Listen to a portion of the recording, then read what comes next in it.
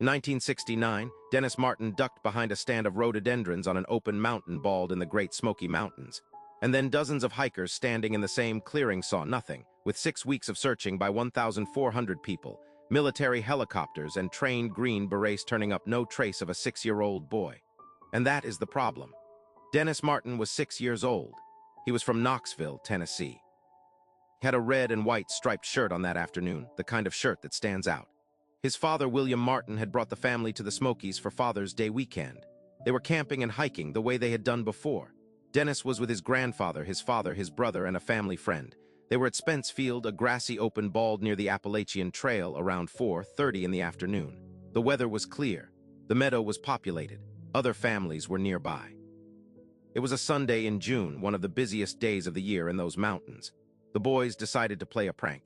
Dennis and 2 other children split off from the group and slipped into the rhododendron thicket at the edge of the clearing. The plan was simple: sneak around, come out the other side, and jump out to surprise the adults. The other children came out on the far side. Dennis did not. His father waited, then called his name. No answer. Minutes. That is how long it took, not hours. Not overnight. The window between the last time anyone saw Dennis Martin and the moment his family realized he was gone was measured in minutes.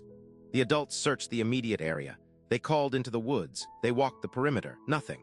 They flagged down a park ranger before 5:00 p.m., less than 30 minutes after Dennis disappeared. The ranger radioed for help.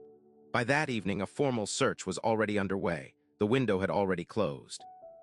What followed was one of the largest search and rescue operations in the history of the National Park Service. Over the following days and weeks, more than 1,400 people combed those mountains. Army helicopters swept the ridgelines. Professional trackers worked the slopes. The FBI was notified. Green Berets from Fort Bragg were brought in specifically for their ability to move through dense terrain. A thunderstorm passed through that night. It was heavy. It destroyed scent trails. Searchers found nothing. No shoe, no scrap of clothing, no disturbance in the ground cover, no sign that a child had moved through the underbrush in any direction. The red and white striped shirt, the kind of shirt you see from a distance, was never recovered. In terrain walked by more than 1,000 people, there was no physical evidence that Dennis Martin had been there after 4:30 in the afternoon. The most persistent explanation is that Dennis wandered off and succumbed to exposure. He was 6. The Smokies are dense. The storm that night dropped temperatures sharply. A child who panicked, moved fast, and fell into a ravine or hollow might leave almost nothing behind, especially after heavy rain washed the hillsides. It is a reasonable theory. It explains the failed rescue. It explains why trained trackers found nothing. The terrain can swallow evidence cleanly. It is what park officials eventually settled on.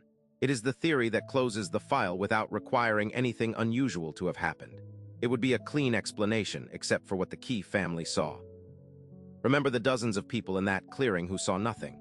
The Key family was hiking near Spence Field that same afternoon. Their account was given to investigators, documented, and then largely set aside.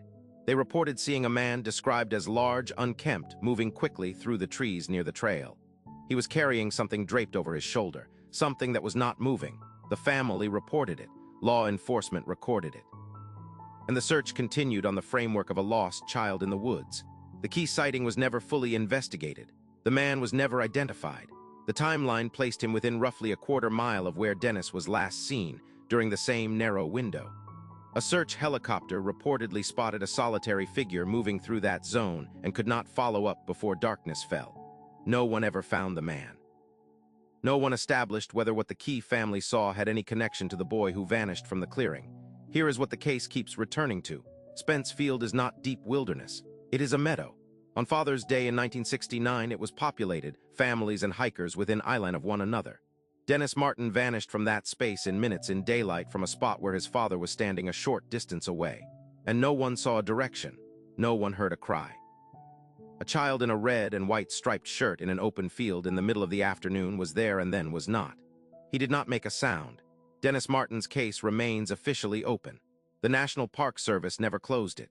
No remains have ever been recovered. No cause of death was ever established. He would be 62 years old today.